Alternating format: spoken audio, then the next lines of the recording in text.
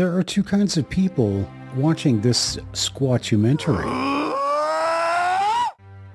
The first are those who know what's in this manila envelope. The second are those who haven't seen my first Squatchumentary, Cascade Bigfoot Blood Mystery. For those who've seen Cascade Bigfoot Blood Mystery and know that the movie ended in this very spot with this very envelope, there's only one question. Have you tested the blood samples for DNA? The answer to that is as easy as looking over this envelope.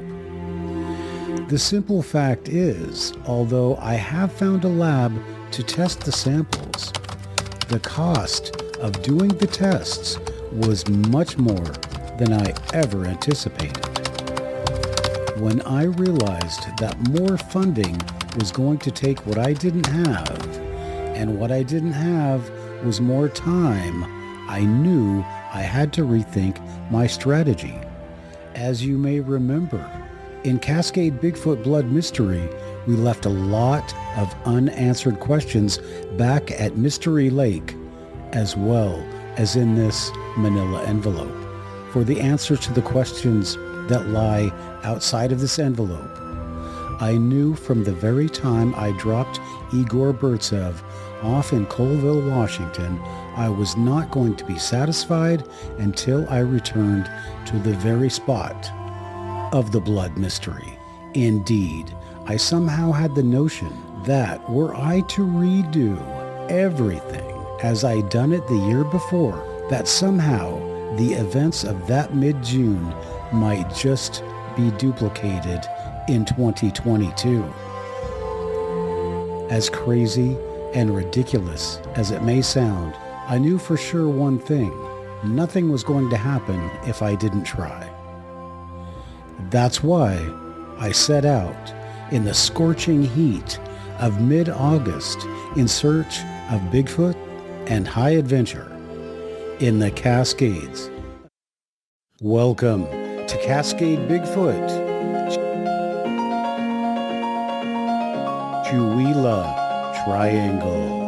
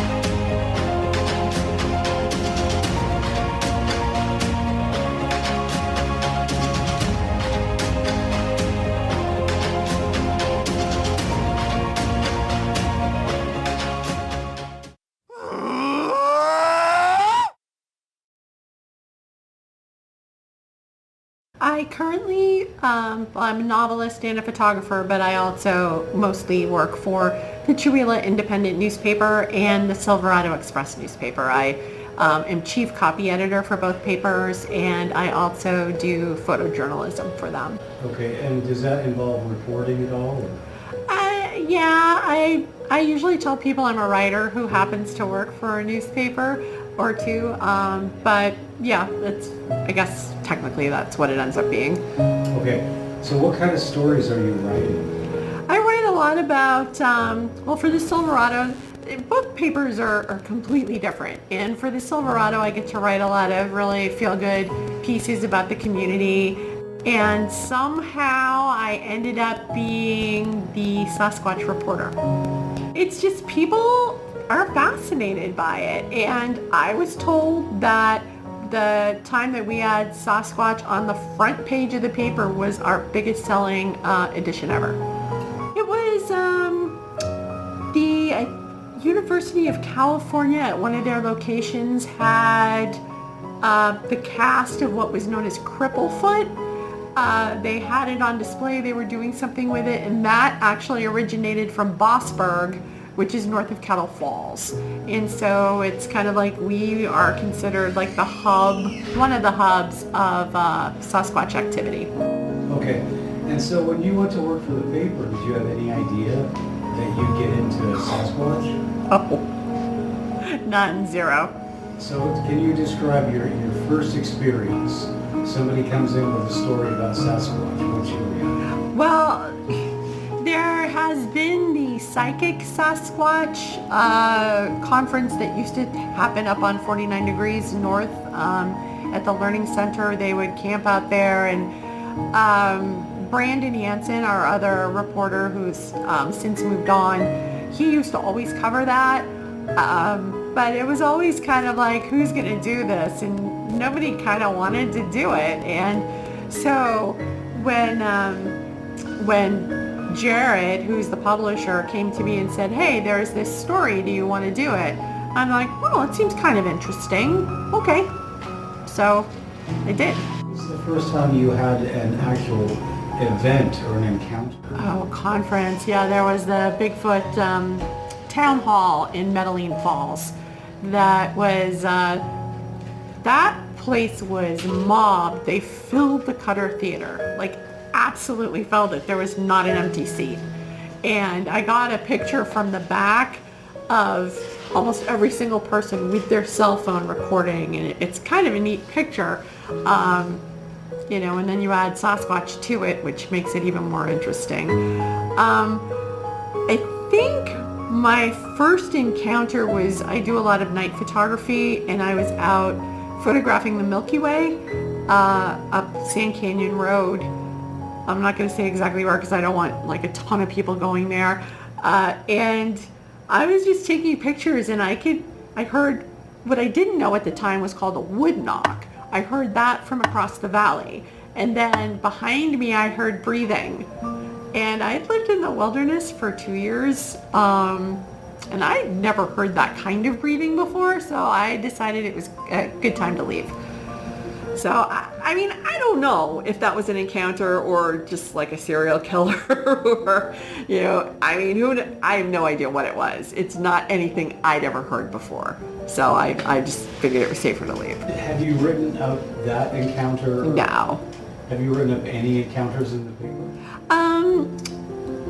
You know, I really haven't written about my encounters. I mostly write about my experiences going out with the, and going out on expeditions, not going out as in dating, going out on expeditions with the researchers and just the different things that they look for, what their general attitude is about, you know, and I have to say that I've been out on an expedition overnight with Will Ulmer of Bigfoot of Stevens County, and also Extreme Expeditions came out, met us up there from Spokane, Amy Boo, who I think is from somewhere in the Midwest, and then Larry Beans Baxter, who came down from Alaska, and Stephen Major, who's of Spokane, and we were all out there doing research, and I felt very privileged to be invited. They didn't even tell me a location until like that day.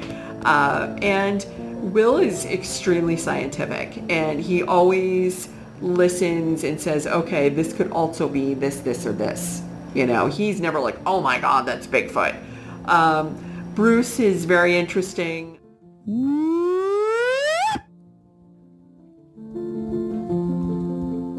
Because he's had some firsthand experiences he's told me about. But, you know, same thing. We listened, we heard some branches crack. We never found any tracks or anything, but, you know, we don't know what it was. Are there different groups that research Bruce Trott is the Chewelah Bigfoot research team. And I think he is the only one out of Chewelah itself. There's also a number of other researchers in this area, also northwestern Idaho, Spokane. I mean, I wrote an article on that I think about a year and a half ago, and there was like 6 or so different research teams. It's very concentrated in this area. Was all of this surprising to you when you first came across it? Well, I'd heard about Sasquatch, when I lived on the East Coast, and, there's a Sasquatch Triangle in Ohio, and, we always joked around about it. But being out here, it's sort of different because I could see how Sasquatch could live here, but I just don't know if it's a real thing. Mention of Bruce Trott had me intrigued. I had seen Bruce's posts on social media, and I knew he was the real deal when it came to Bigfoot research. I knew my next step would have to be to try to contact Bruce and see if I couldn't check out some of his research and some of his encounters. I knew right away when I met Bruce Trott, he was the guy to connect me to Bigfoot activity in Chewelah. I didn't know how soon he would connect me to that Bigfoot activity, but it sure wasn't going to take long. Take you up to my property, I'll lock the gate, and you can set up base camp, and we'll start in the morning. All right, sounds good. Okay. So we'll head up to the property now. Leave right now. All right. I plan on taking you to a few different spots where I've had Bigfoot encounters. On the road. Here we go. And I would have to see either some extremely convincing footage or see it firsthand to be like, okay, it's a real thing. But the thing that surprised me the most was all the different theories, I guess, about like Sasquatch travels on alien spacecraft, Sasquatch travels through multi-dimensions and that's why we don't see him, just all different kinds of theories about why and how and things like that I just never knew was out there. Will Ulmer found some tracks on a I think it was a snow-covered lake, and the tracks started out of nowhere, went in like a half circle, and then ended. So it's like, how did that happen? I mean, I don't know. I don't know the explanation. I don't know what made those tracks. I don't know how they got there. I just don't know. People are fascinated by the subject. They want to know more. They want the opportunity to possibly see it. Will Ulmer refers to this area as the Sasquatch corridor, and Chewelah is like right there at the south end of it. Cat Brooks' mention of a Sasquatch corridor certainly piqued my interest. I was here to confirm my own theory that there is what I call a Sasquatch Triangle that exists between Newport in the northwest corner, Medellin Falls on the east corner, and Chewelah in the south or southern tip of the triangle. And now I was going to get more confirmation of my theory. There, beyond the cows and then two trees that are quite wide, there was a bipedal creature, and this was a daytime sighting, and when it turned its head, I noticed that it didn't have a snout. It was flat-faced.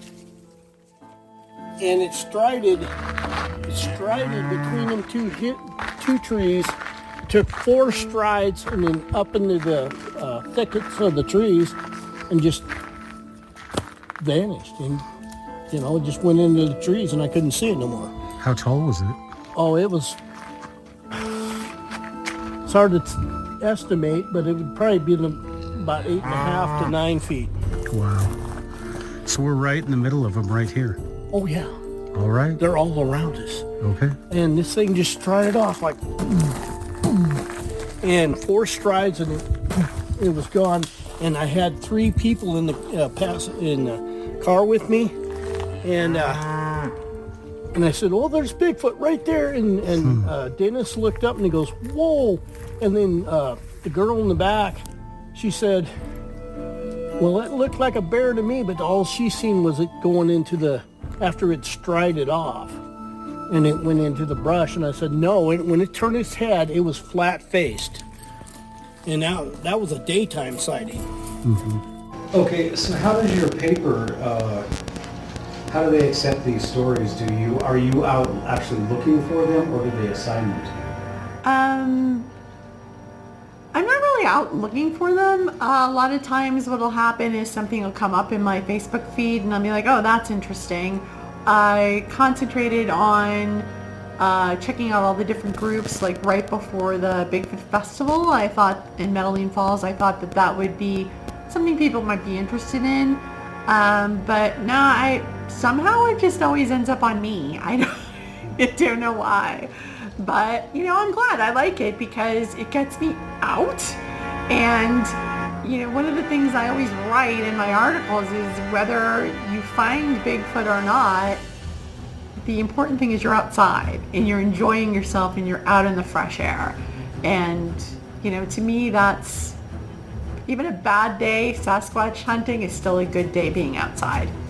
So that's the way I look at it. And filmmakers are very hot to film Sasquatch movies here.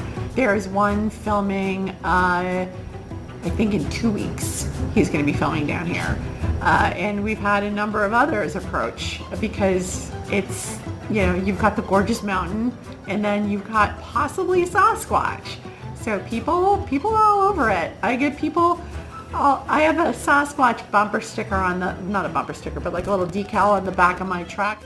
I mean, I know, I'm into the aurora, and doing night photography, so I guess, that's my thing, and Sasquatch is the thing of other people.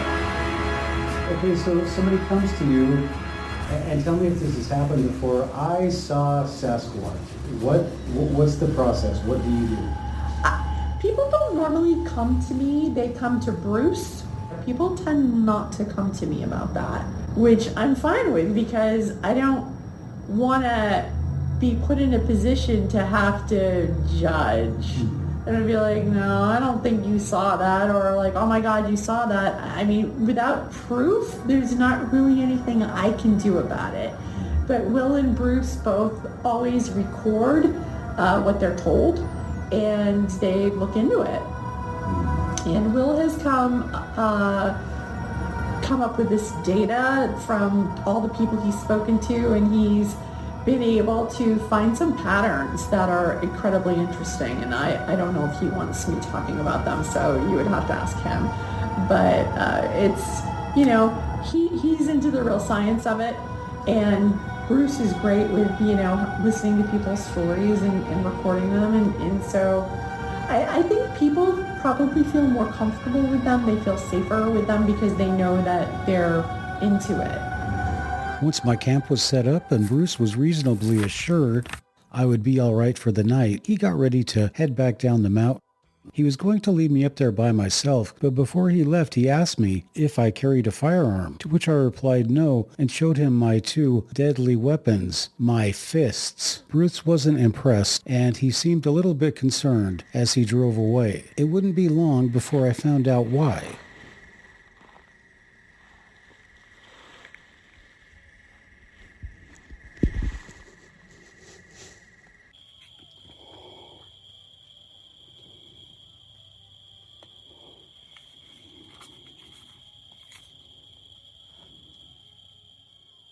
So it's a little past 12:30 at night, and so far I've heard a metallic clank off to my right, and behind me I've heard what really sounded like a wood knock. And so I'm just laying here in the tent and just waiting to see what happens next.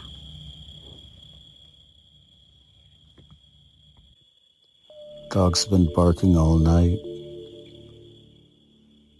but they just started up and they're really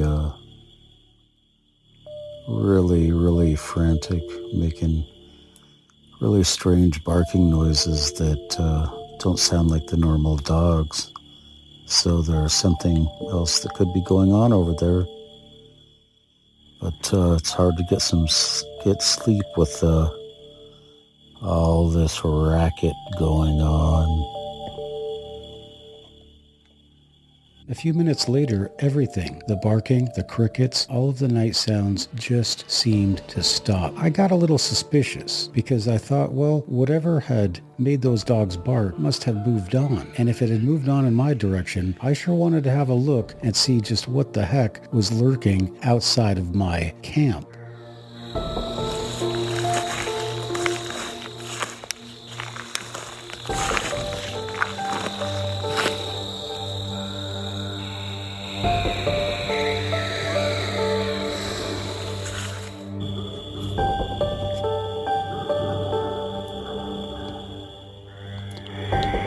Dogs are getting closer now.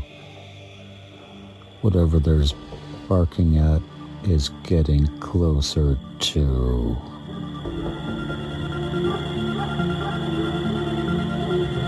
As the sun came up over Trott's Ridge, I was really grateful that the scorching temperatures of the day before seemed to have abated, but I couldn't be for sure if the clouds that were blocking the intense sun were going to continue. So I wanted to get going as fast as possible and start shooting and start checking out some of Bruce Trott's Bigfoot adventure. Are there people that are out there that are maybe kind of, well, I don't want to say hoaxers, but maybe they're just out there to, be sensational, to make sensational claims? Do you run into any of that? After being out on expeditions, especially with Will, and just watching how systematically he looks at everything and weighs everything, and then seeing like some of the TV shows where they're like, oh my God, it's Bigfoot. It's like, I can't watch those because it just seems too sensational. And I mean, I told you that I had some experiences while out with Bruce that I can't explain, but I'm not immediately gonna just go nuts and be like, oh my God, it's Bigfoot. I don't know what it was.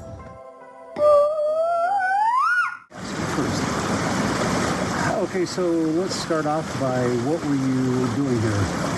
I was camping, had my motorhome up back in over there, and my son and some other relatives were also camping out up here, and it was about noon, and we heard something coming down the hillside. We thought maybe it was a moose or an elk, because it was making some crash. Looked up between these trees, and I noticed, see between them two trees, the smaller ones in the background, something would push the branches back, and then just a black object appeared, right? And it was round. I couldn't see what it was, but I could see a round object that was black. And I'm like, what the heck? And so I grabbed the binoculars, and I zoomed in, and zoomed right on the face of a Bigfoot. And it was right behind that bush back there. And I couldn't believe my eyes. I was looking at Bigfoot. And I gave my son, he was sitting next to me, and I gave him the binocs, and he goes, oh my God, Dad, that's Bigfoot. And I'm like, yeah, it is. And he just sat there and watched us.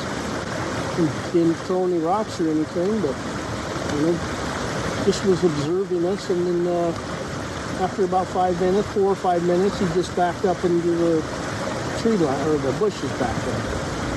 What do you think? I was watching you for 5 minutes. Did you get a sense that it was observing you? Or? Yeah, it was just like observing us, and I didn't feel threatened because it didn't do anything. It just watching us. Mm-hmm. But it was cool to sit there and have that experience for like 5 minutes. Yeah. And then it just slipped into the woods and it was gone.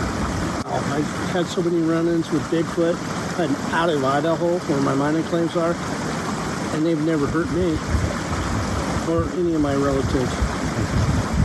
It's always been a friendly encounter. Are there people in the town that have a reputation of maybe seeing Bigfoot too often, or? I don't know. Most of the people who have talked to me about it, it was a long time ago. It wasn't anything recent. And they kept it to themselves because they felt very awkward about it. Hi, this is Bruce from Chewelah Bigfoot Research Team. This is another spot where I've had an encounter. Me and my son were back in here camping out, and we had an encounter right back here behind us. The thing came up, down the mountain, across the road, and we saw it run right through this open area. And he jumped the creek, ran up.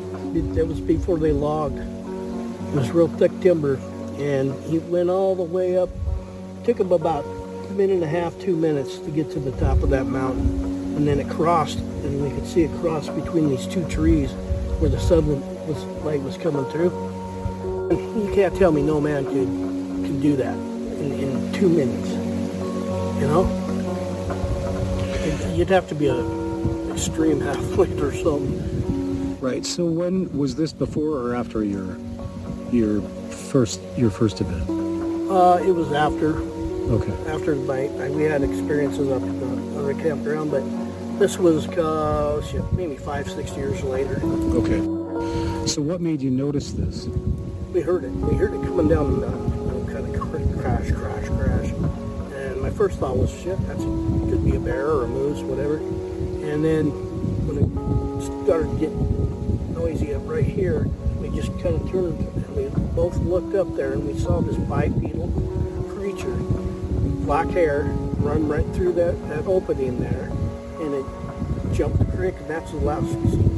It's real thick. And so we didn't actually see it, but we could hear it make noise as it went up. So the first one you saw was also black? Yeah. So were any reason to think these were the same one? It could be, because it's just down the other campsite's just around the corner. So. Any reason to think it's not the same one? I'm assuming it's probably the same one. And how tall would you say it was? Like 9.5, 10 feet. Okay. And so what was the total length of time that you saw it from when it did all the things that you say until it disappeared? What was the... Oh, it was just a matter of seconds in this spot, because we heard this noise coming through campus. We turned our head and we saw it cross with our own two eyes, man, and it was on its two legs, and it ran through there. So it just took a matter of a second, and it was gone. So it ran. Was it making? Could you tell how heavy it was when it was running, or? We could hear thud, thud, thud. Okay, but were his movements, did he seem clumsy, or? No, very graceful. Okay.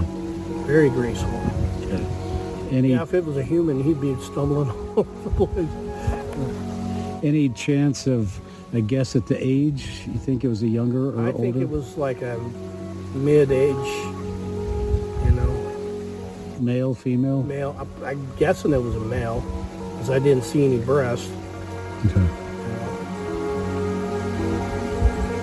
Okay, so like before, did this, what is this site? Is this your campsite, or? No, it's just a campsite that I found years ago, and we like it because there's water here, and I've heard, we was camped here one time, and we heard the thing scream at 2 o'clock in the morning, and at that time I had a box truck, and I was sleeping in the box truck, and my friend Bob Kinney, he's part of the team, was camping in his van, and this thing came up behind 2 o'clock in the morning, and it started. It was pounding rain, and then this thing started screaming at us, and I didn't want to get out of the van. I'm like, oh no, wait a minute.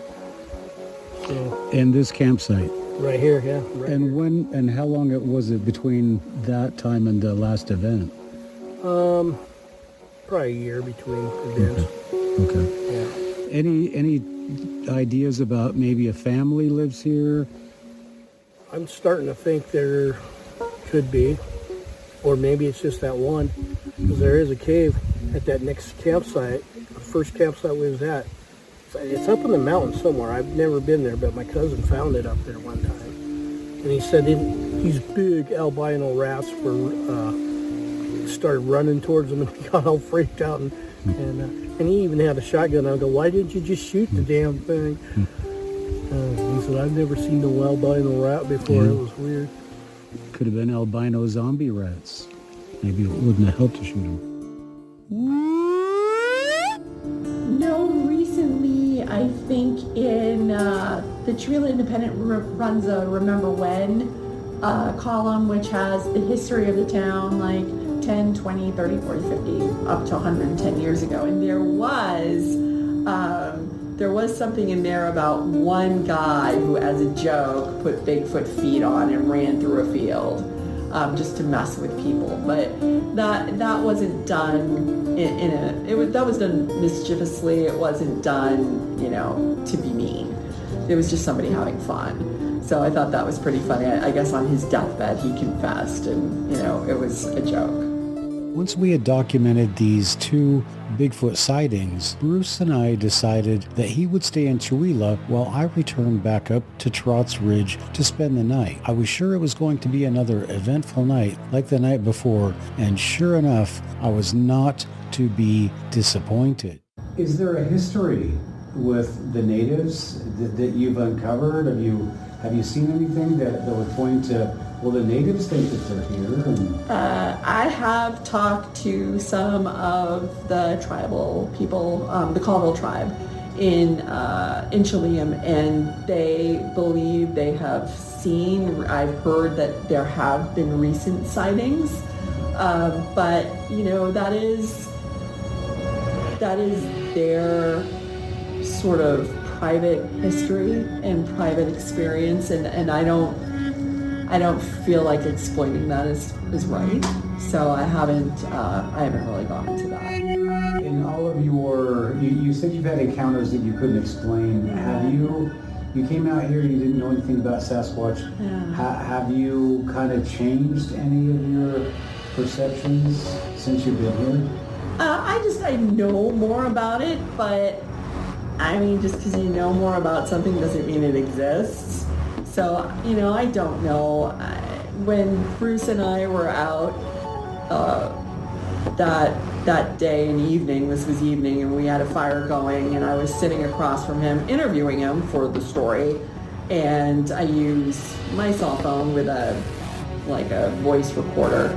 And so, I'd wake the phone up every so often to make sure it was still recording, and, you see the lines going up and down, and it was fine.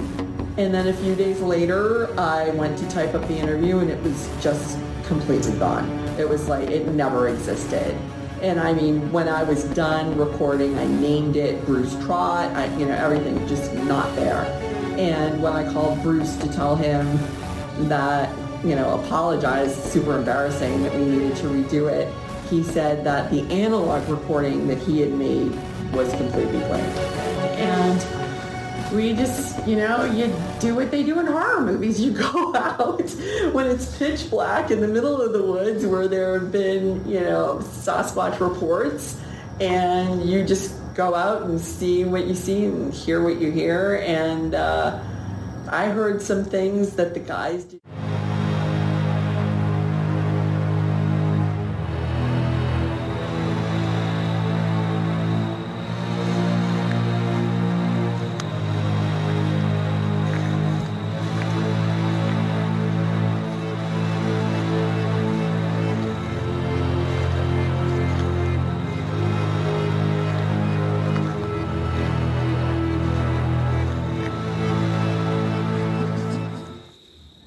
Our voices were not on it, nothing.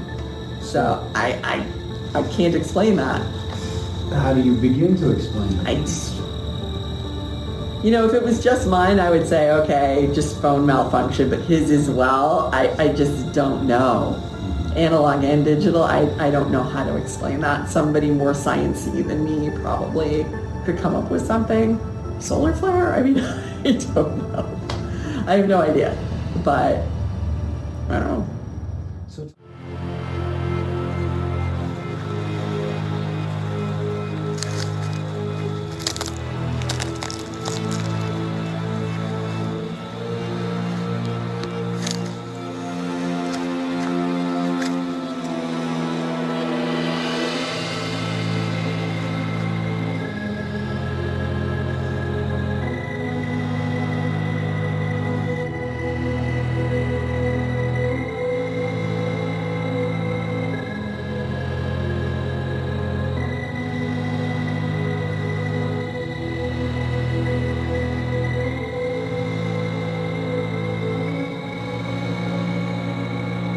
you want to know about the corridor? Well, what Just where it what is? it? Okay.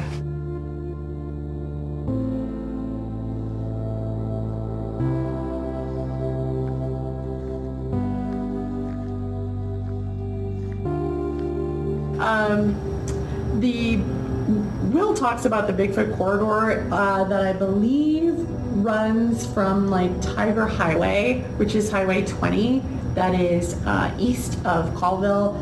It runs from there down to Chewelah. Usually like Sand Canyon area, the bottom of the Little Ponderay National Wildlife Refuge and the Colville National Forest there. So it's he said that's what he calls that, and I think that's because he's received probably the most, and I might be misremembering, but I believe that's where he's received the most reports from that area. And have they talked about a clan being there? Have they talked about an individual? You don't. I don't know. Don't get into that? It's. As midnight began to approach, the dog's barking became louder and louder, and it also became closer and closer. I wasn't sure what it was that was forcing the dogs in my direction, but once again, I wanted to find out what was coming my way, and I didn't want to be in my tent when it happened. So out of the tent I went. First thing noticed, well, it looks like that cold spot is back. Second thing is, I walk over to as far as I can to where I can see the dogs and what they're barking at, but there's too much brush in the way.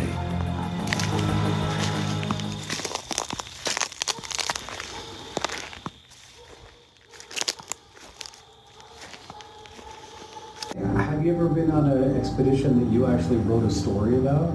Yes, the one that I went on with Will and Extreme Expeditions, the crew from Spokane had arrived and they were setting up their camp, so Will and his friend Adrian and we went out.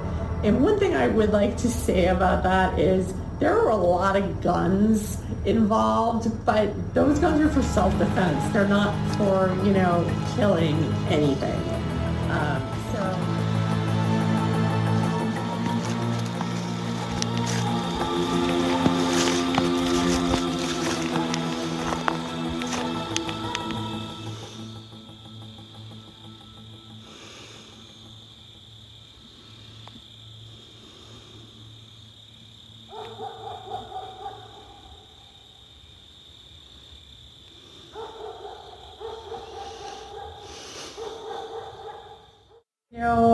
If somebody comes to me and says, hey, we've done this research, we found this information, we found tracks of all different sizes or whatever. If someone wants to come to me with that information, I'll gladly report on it.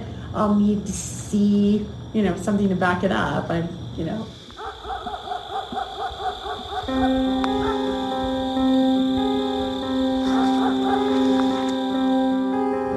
Some evidence of some sort, photographs of footprints, or take me to see them. That's why I've gone out on the expeditions, because I want to see. I want to see, what's going on. How do you do this? Is there something out there? What is it? It just usually raises more questions than anything else.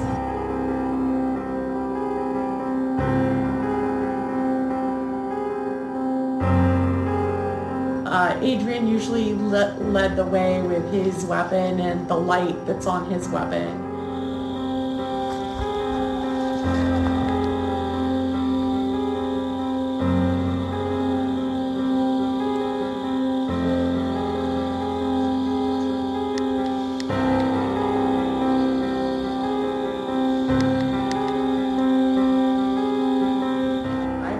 Things that the guys didn't hear, and I don't know if it was my imagination or if it's because my hearing's sensitive in a different way. I don't know.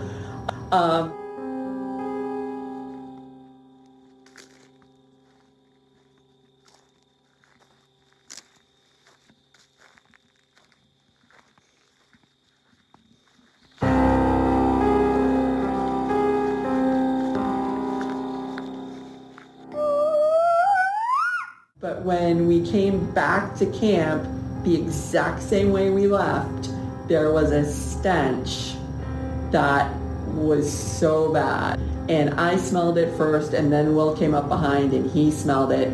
Adrian didn't smell it, so I don't know whether it happened like 2 seconds after he went by or if he was just, not paying attention. I have no idea. We thought it smelled somewhat like cow manure, or cow dung, I should say. But there were no cattle in the area, so we don't know what it was, how it got there within like the 30 to 45 minutes since we left camp. No idea.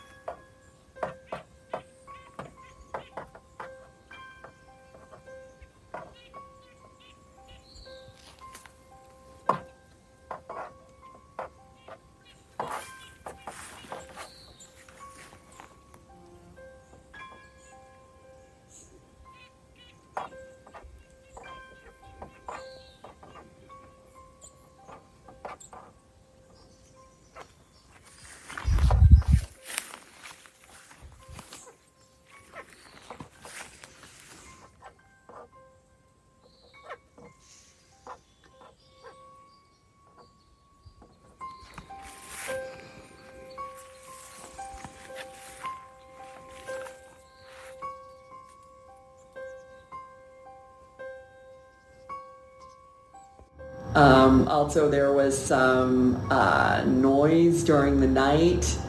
There was a baby in the camp next to us that would stop crying and then start again. And I was sleeping in my truck because I felt like I have a perfectly good metal vehicle that would be a lot safer than being in a tent if something happened.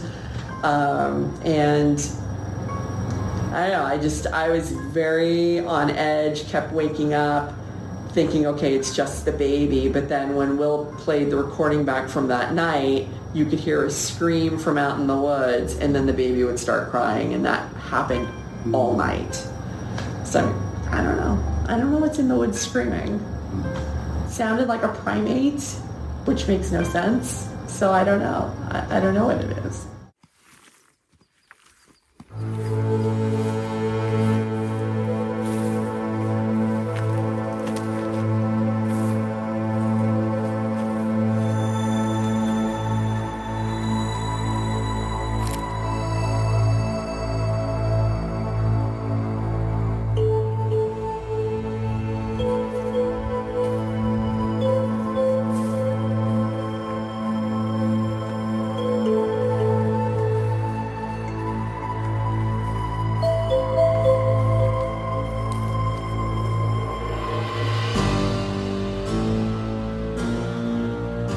Okay, so you came out here not knowing much about it, and after so many years and so many experiences, you're still not going to come out and say you're a believer. No, I haven't seen anything to convince me. I've seen the big prints, barefoot prints, this big, that are, 6 feet apart. I don't know how someone could fake those, but I've never seen anything that could make them either. So I don't know. Hello?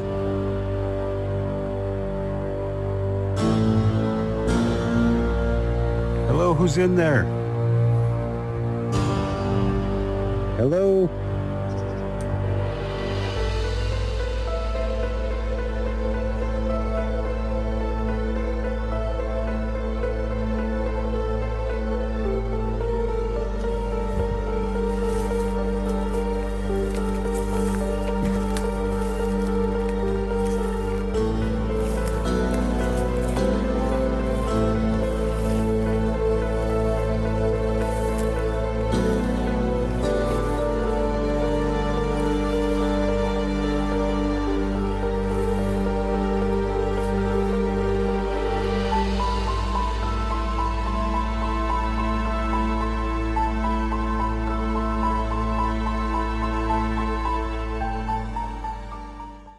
it's one of the mysteries we don't know the answers to. You know, any mystery, people, they want to know. They want to know what's going on, what is it. I mean, look at like the Area 51 stuff and those files just being released. You know, there's a whole culture that is just so into that and wants to know the truth. And, you know, kind of like the X-Files, the truth is out there and people want to know what it is. I'm interested, but I don't let it, you know, I don't think about it nonstop. It's like when it happens to arise, it's interesting, but, you know, I have other things on my mind.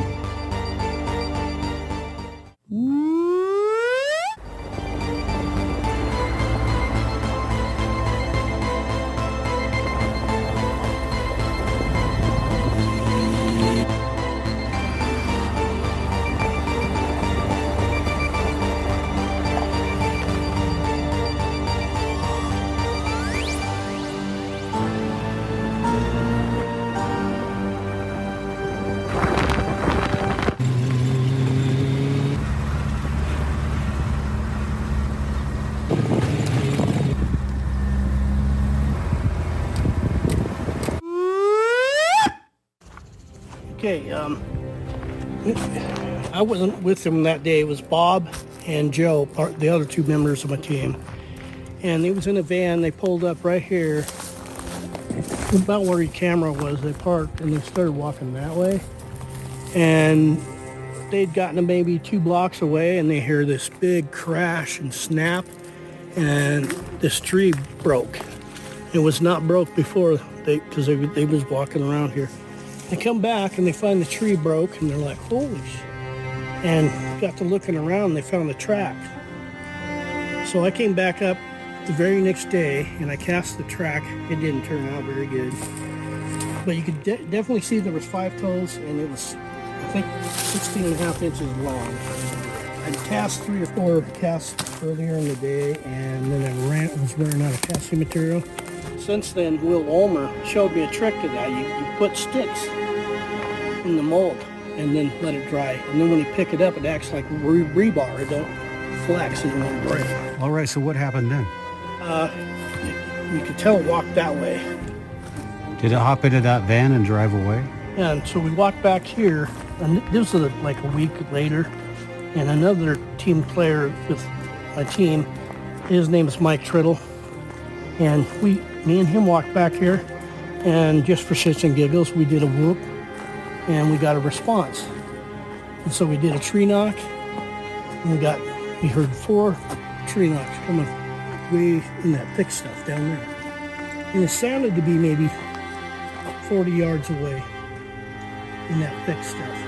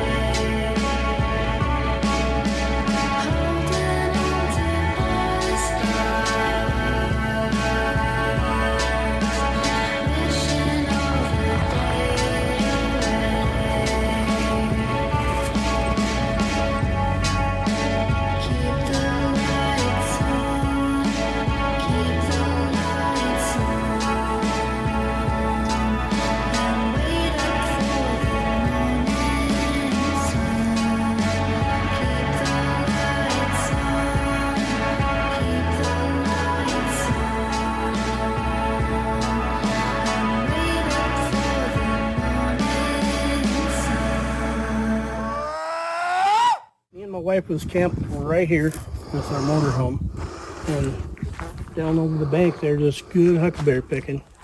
And our goal was to set out and get 20 gallons, but we'd only got 12 gallons, and we camped for 4 days.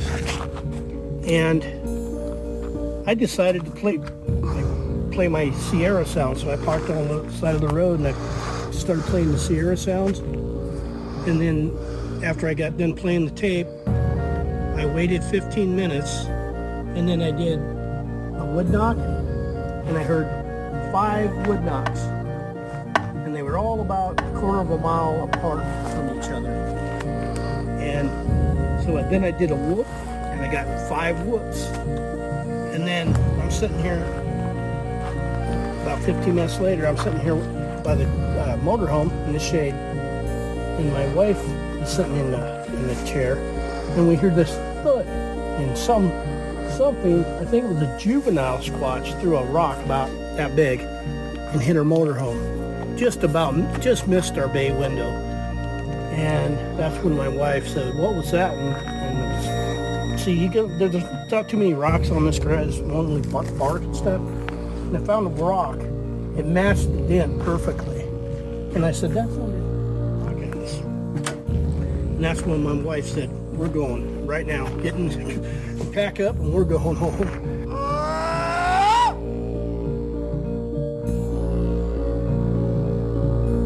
My name is Will Titus. I'm 20 years old, and I had a Bigfoot sighting a while back, and I was up at my friend's property, Bruce Trott, up at his property, and it was about 12:30 at night, and I heard cans crunching, like somebody was walking.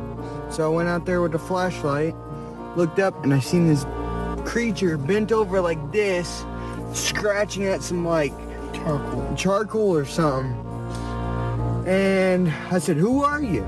And it gets up, and it is 12 foot tall, it's 3 foot broad shoulders, and it was hairy. Like, I shined it at its face and it covered its eyes, and you could just see the hair from out underneath its armpits and its chest and its arms. It was just massive. And then basically I was like, "What are you doing here?" And then it looked at me, tilted its head like this, and just started walking away. Big strides too. And this is at Bruce's property up on the mountain? Yeah. Wow. Okay, and so did you ever, that was the one experience you had up there? Yeah, so far. Okay. And have you ever were you afraid? No, I was actually kind of curious, to be honest with you. Yep. It was kind of cool to see like some creature that we've never seen before, that it's right in front of you, you know? So it was kind of cool. Amazing. Because I'm staying up there right now. Will Titus' story about seeing Bigfoot going through the cans up at Trott's Ridge kind of had me concerned. Almost as concerned as I was about whatever it was trying to claw its way out of that house back up on Bruce's property. Although I asked him about it, he assured me there was nothing there. Well, that and the fact that Bruce got us lost going down the mountain convinced me that maybe I had enough evidence that there was definitely Bigfoot activity at the southern tip of the Chewelah Triangle. And now it was time to clean up my act and change in Bruce for Little John of the Bigfoot Forest.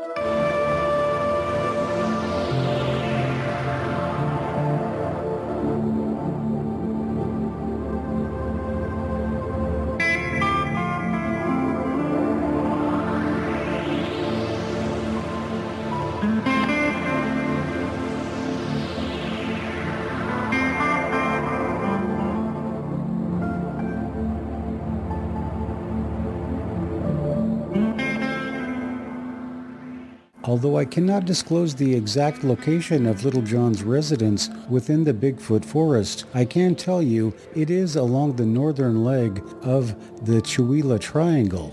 When I had been introduced to John a year ago, we had our mysterious adventure at Mystery Lake, and John had been present that morning that the mysterious blood had showed up in the tent. I needed to go back and I needed to follow up with John on not only his recent Bigfoot activity, but on some of the circumstances that surrounded that mysterious morning back at Mystery Lake a year ago with Igor Burtsev. And speaking of Mystery Lake, before I got to Little John's, I was going to have to go back to the scene of the crime, so to speak, to Mystery Lake, to set up my base camp from where, after I spoke with Little John, I would begin my investigations to replicate the same circumstances and the same events that brought about the mysterious appearance of the blood that mysterious morning in June of 2021. So, for the first time in a year, I returned back to Mystery Lake. As I returned to the lake, the sights, smells, and sounds of the place began to remind me of the summer before. I couldn't help but remember the small one-room cabin that I sometimes used the bathroom in when no one was looking.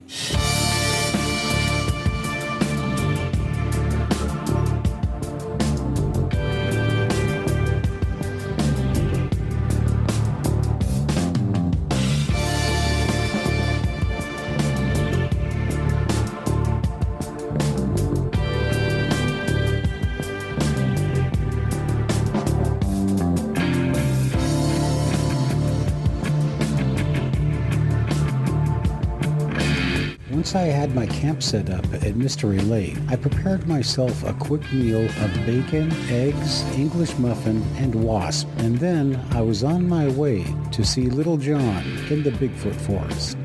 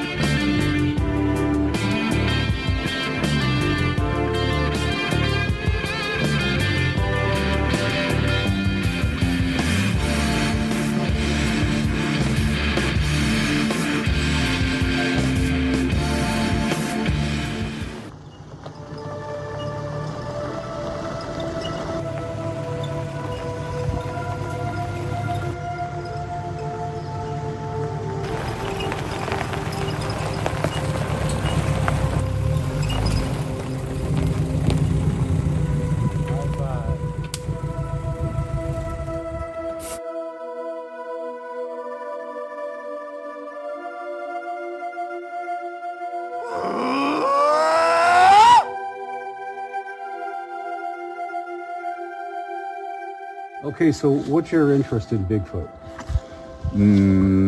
Was curious until I had an encounter, and then I became very interested to find answers. They were very perplexing.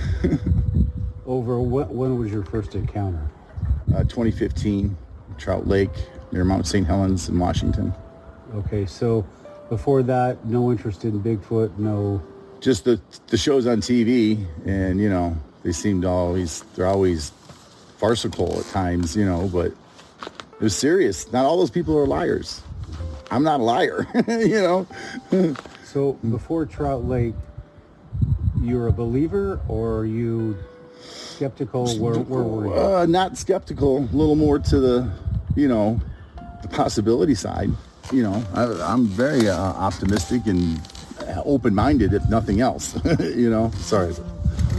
So what happened in Trott Lake? My wife and I went there on Memorial Day weekend, showed up on Sunday. We got lucky and found a vacated site that had already been paid for. Yep. It's laid up in here. And then this looks to be an old tree break.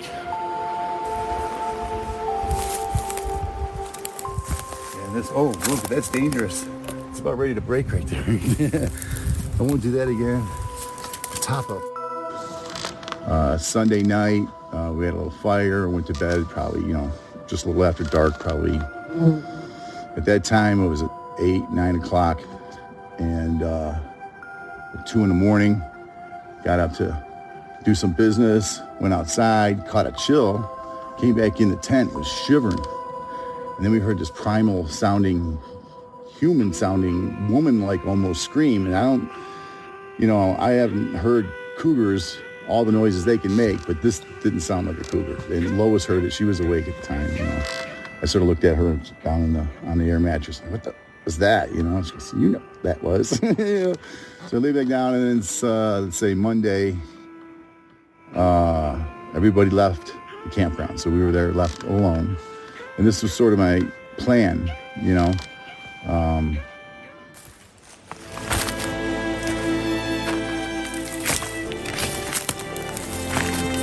There's a footprint right here that I have a picture of it, I think, from the house. This was the impression. And this bark was all up in here. It pulled off and fell on the hook. Here's a piece here.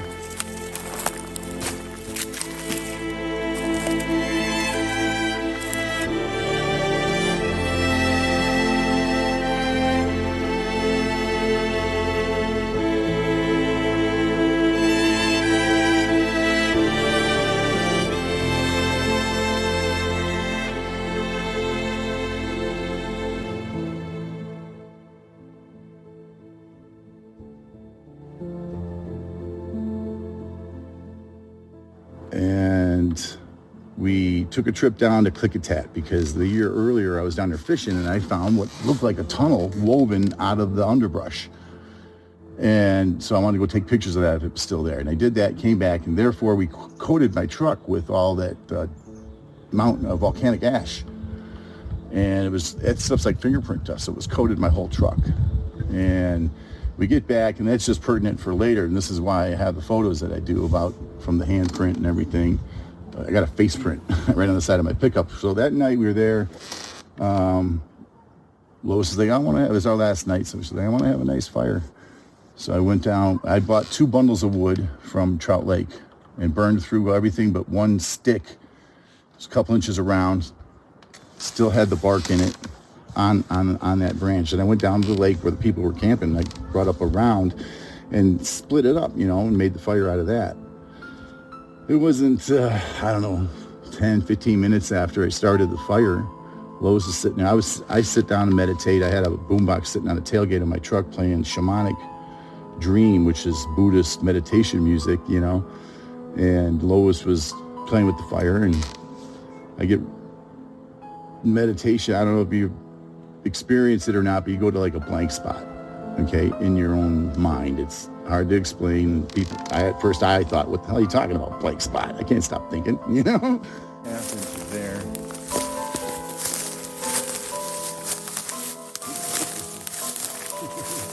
Because we had heard like this weird garbled noise coming from the woods the night before, and Lois even experienced that. Couldn't tell if it was coming, like it was inside the head, or if it's coming from the woods, emanating from the woods, But then the very next night is when I look over Lois just before I get to my blank spot. I open one eye and look, and she's asleep in her chair, and we just got the fire going. She wanted to play with the fire and everything, so Lois, we're gonna wake up, give her a little kick, She wakes up, she's like groggy, I go back and go to meditate. Another maybe 5 minutes pass, and I'm concentrating on the fire and the music, and I open one eye, look at Lois, she's asleep again. I thought you wanted. She said, I cannot stay awake. And we don't drink anymore, So, but she said she felt like she was almost drunk, kind of thing. And so I take her, put her in bed in the tent. We got a nice air mattress, sleeping bags, and everything. And she goes in there. I come back out alone, sit next to the fire to meditate some more. And I'm telling you, as soon as I got to my blank spot this time, I felt a presence in there already. There was something unsettling, and from that point on, I started hearing it was like a white noise. Again, hard. It wasn't like a high-pitched squeal or anything. I have tinnitus, and it was something beyond that.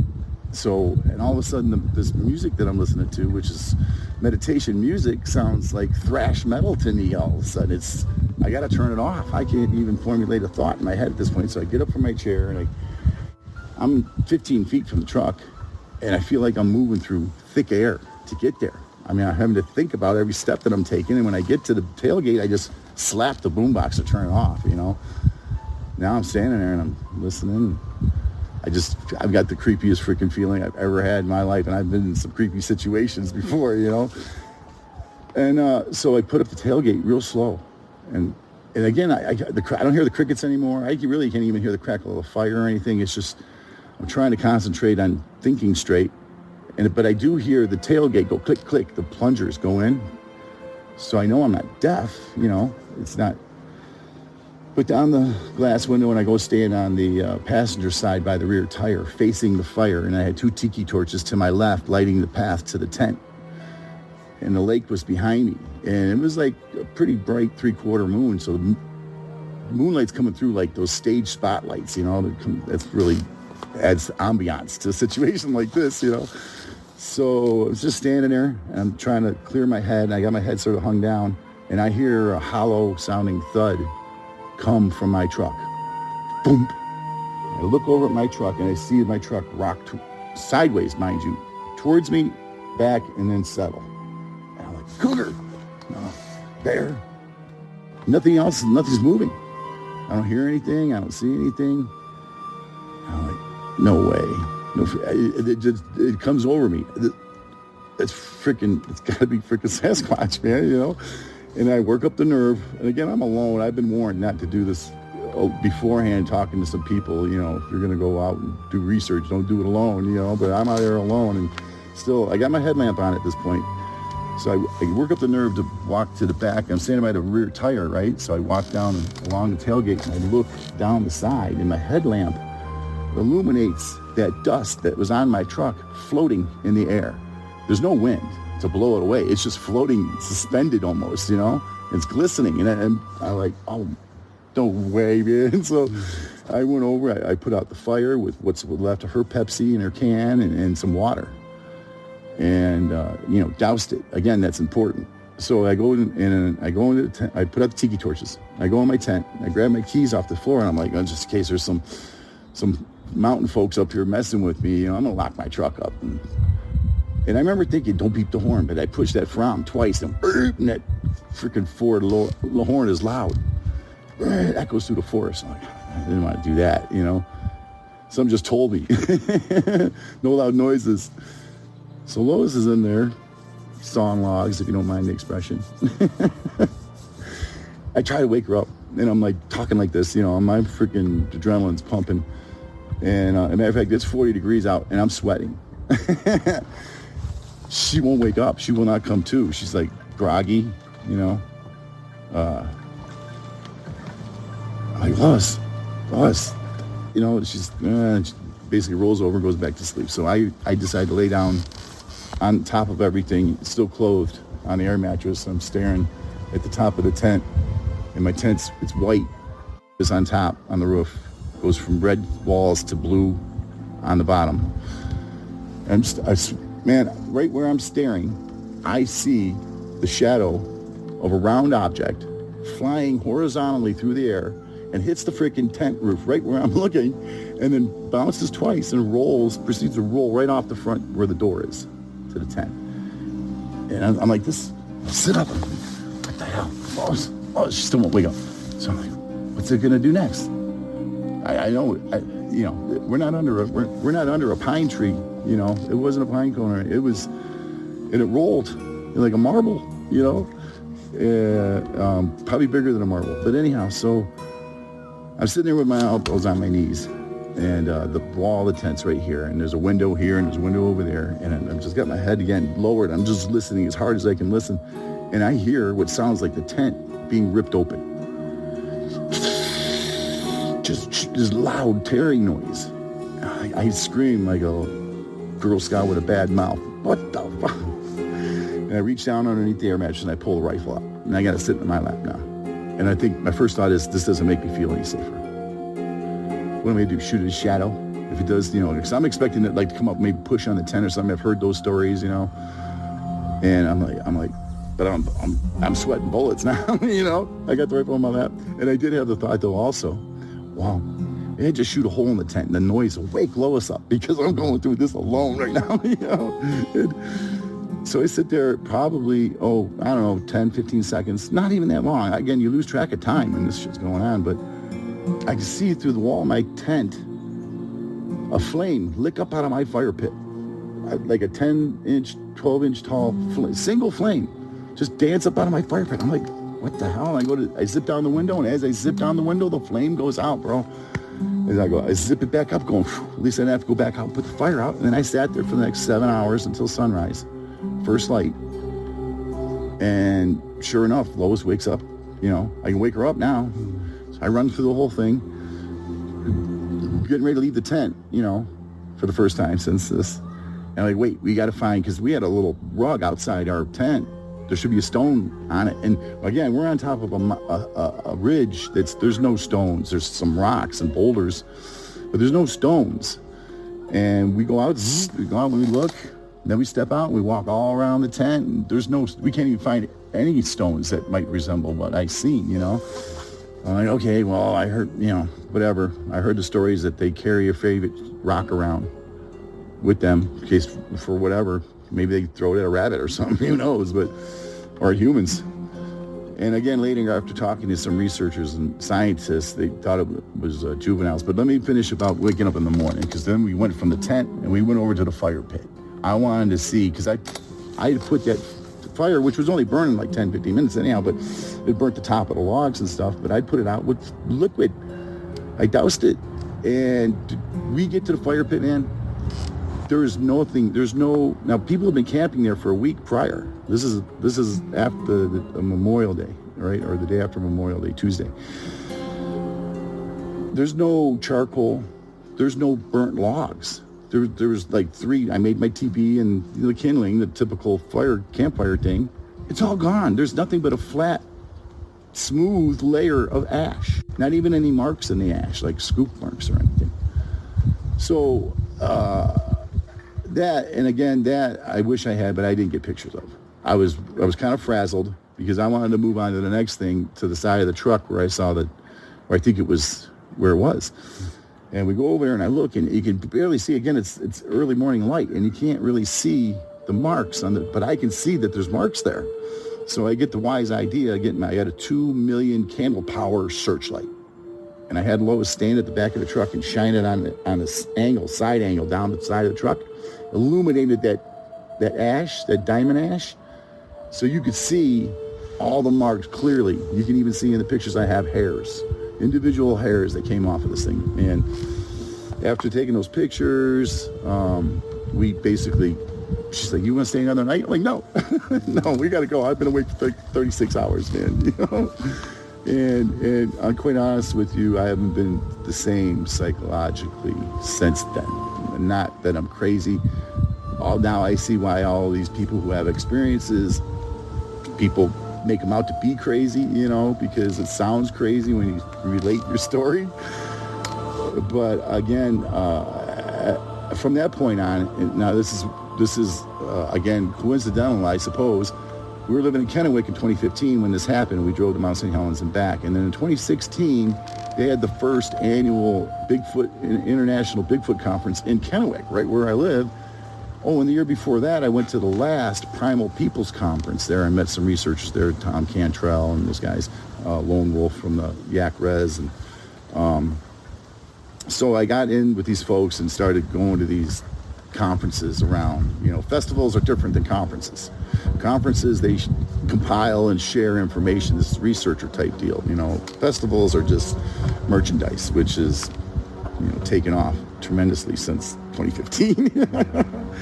Well, what I'd like to know about is, so you had the Trout Lake experience, but what about did after that did stuff start happening on your property?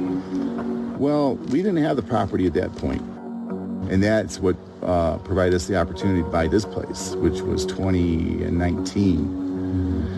And we stayed in the little camper the first summer. The place was trashed with just everything you could think of. When we spent that summer getting it cleaned out, and then the next summer we came, and let's see, that was 2019. I can't remember the order of things, but yeah, it was right in the first summer, I think, when Gary was cleaning out with his tractor. He took down that mound of dirt 2019. I was with my friend Kurt. We had a little fire, first little campfire we had here. And he was hearing things. He spent the night in the tent, and I slept in my camper. And he was hearing all kinds of things in the swamp down there. You know, you didn't want to sleep in the tent the next night. But well, we cleaned out this bottle pit. We call it the bottle pit because the 12-foot deep hole, 20 feet around, was filled with nothing but plastic and aluminum pop and beer bottles, you know, cans. So we cleaned that thing out, and it took us like 3 days. We spent 2 days up here. We got close to finish, and we went back to Kennewick, and we came back, 24 hours later, and there's a tree down there at the bottle pit, which I think you had seen, I showed you before, it was in the spring, so it had new leaves on it. It was a deciduous, like a birch, I think. And it had green leaves on it, new sprouts. It was busted in half, 6.5 feet off the ground. Just snapped in half, laid across to where, from that bottle pit, if you wanted to enter the swamp, which looks like there's a lot of things do, it now blocks that path. And, you know, again, after the experience and just talking to scientists and actual researchers and stuff, I took that as a sign from Squatch that that's his swamp down there. So are you convinced there's a clan or something operating? If they don't just pass through, I mean, in my personal belief at this point, because one of the photos I have is of it seems like a left footprint. It's I think it was over 16 inches long in the fresh dirt over here, and right next to it, I'm telling you, look like two baby Squatch footprints. They're only like this big, but they're perfectly parallel, and right next to the left footprint, like if you take your child and you set it down next to your leg and it holds onto your leg like this, it's going to leave footprint. And again, I believe they did it on purpose. They know. This place was vacant for 2 years. There was actually, I think, a cougar denned up over here on one of these stumps and stuff. So the new people come in. It's been deeded since 1952. There's been a menagerie of folks living here. Transient woodcutters, you know, had 2 camps here. And so they're in touch with the environment way more than we are. I've been here 3 years now. I feel much more in touch also. And I don't feel as uneasy as when I first got here.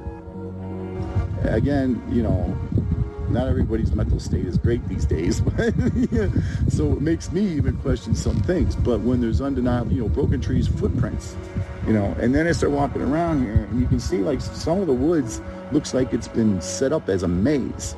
There are trees woven in between other trees. There's a big X down the trail off my property on the neighbor's property, which we have permission to walk on. But it's like 10, 15 feet up in the air, and there's a big X between 2 trees where just 2 broke trees are shoved up there, you know. So Okay, again? first of all, this tree, which was placed here, has no root ball, was placed between these 2 trees quite a long time ago, by the looks of it. And then, which makes the X when this tree that comes from way back there, probably about 20 feet in the woods, and falls across this one, which is hung up by that tree, and then this dead one's hanging right over the trail.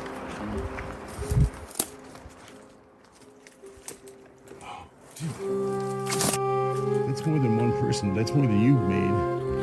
Yeah. Right? You didn't step that big.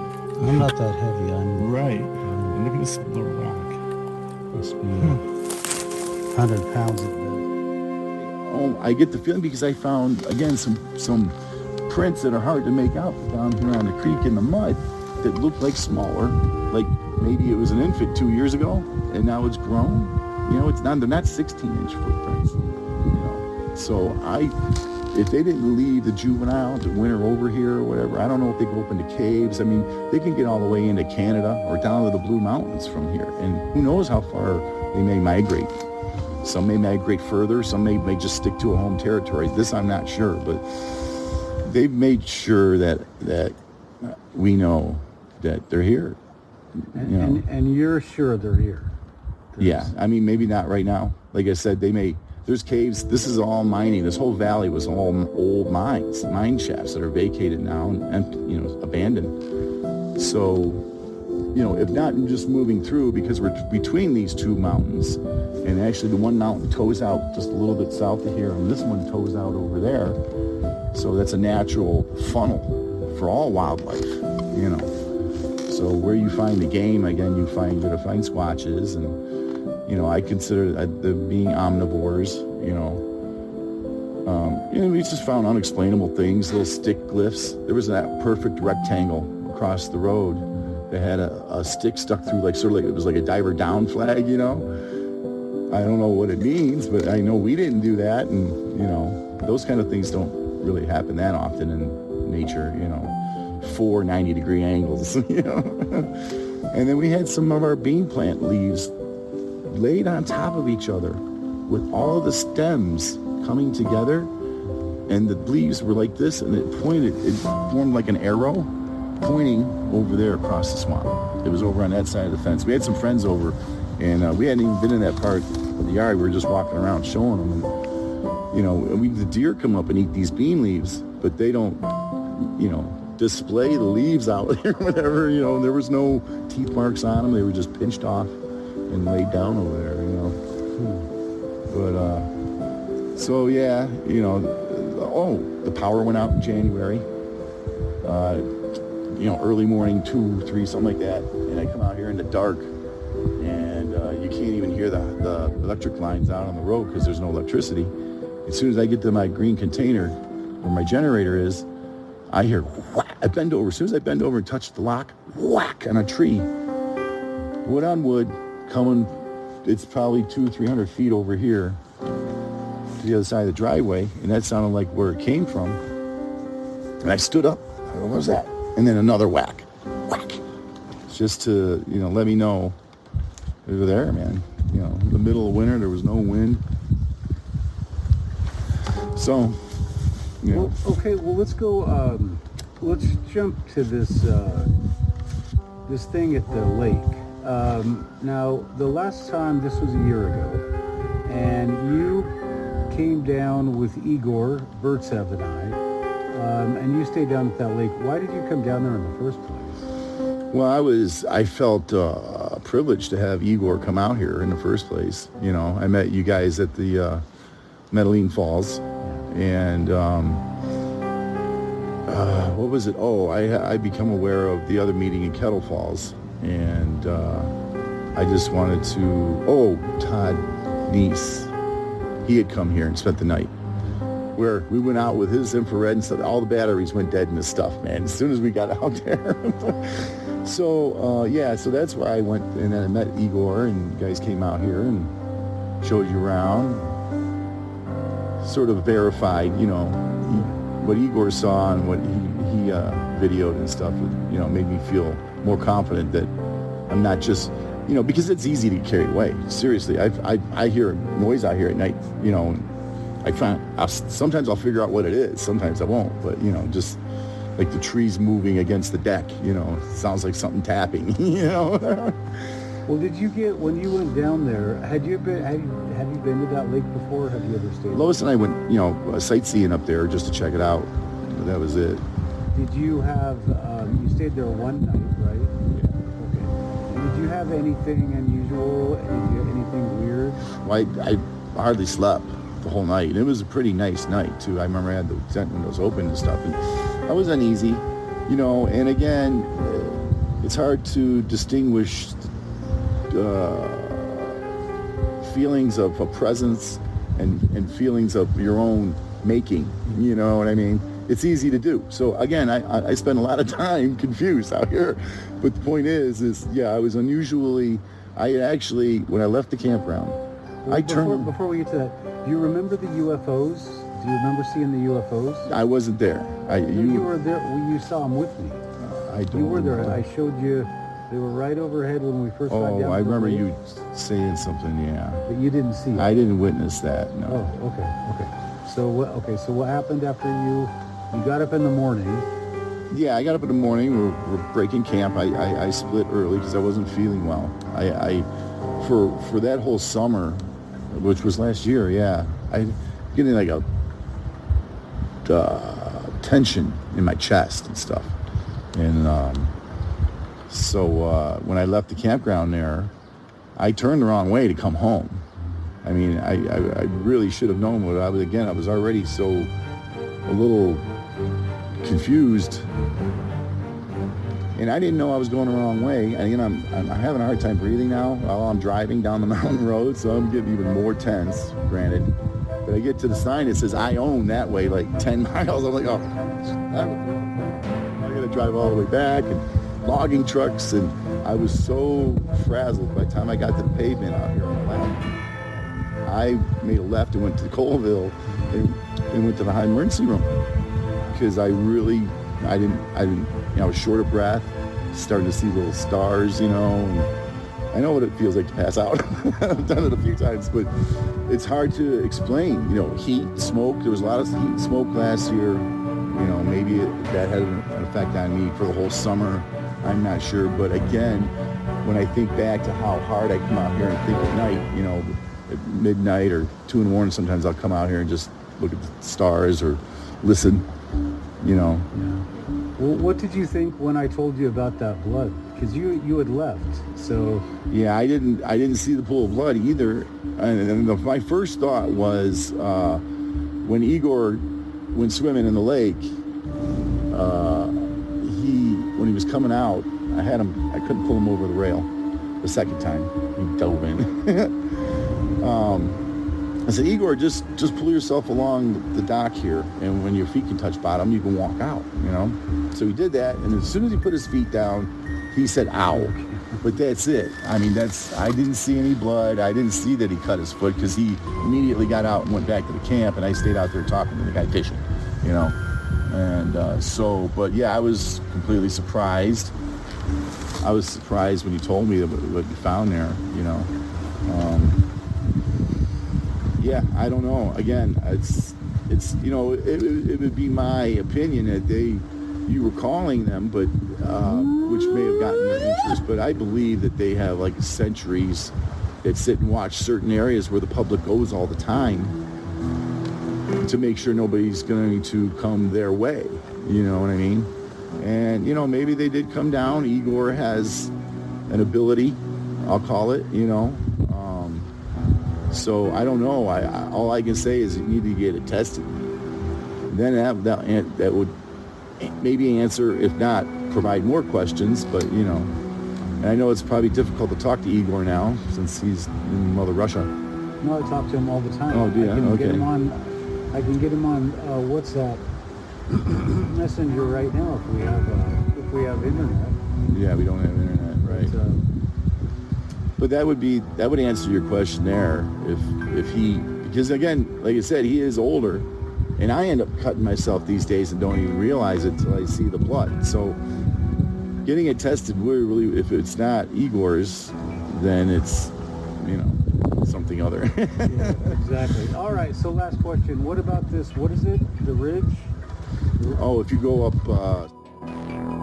Yeah. There's a power line cut to where you could go up there with heat seeking or infrared and see probably a couple miles at least. So and see what? Well, there's no trees, so you could see if there was anything crossing. It's like where hunters go.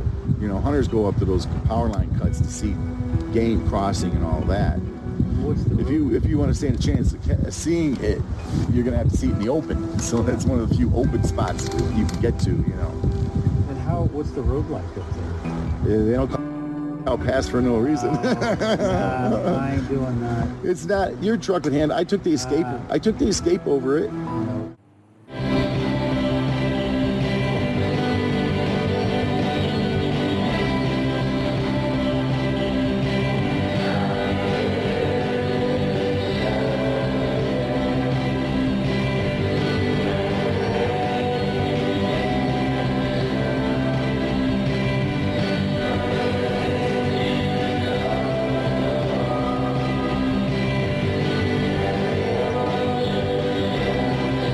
Returning to Mystery Lake, I was more than convinced I had enough evidence, many Bigfoot, that were present in what I call the Chewelah Triangle. I'd investigated the southern tip, I'd investigated part of the northwest tip, and now I was going to investigate at Mystery Lake, the scene of the blood mystery from a year before. It was my intention to repeat all of the things that I had done in the hopes of enticing whatever it was to, if possible, leave a sample of blood on my tent once again. But that meant I was going to have to do all the things I had done before. That meant getting on the boat, Bigfoot calling, and patrolling the area. Stay tuned for what I found in Cascade Bigfoot Blood Mystery 2.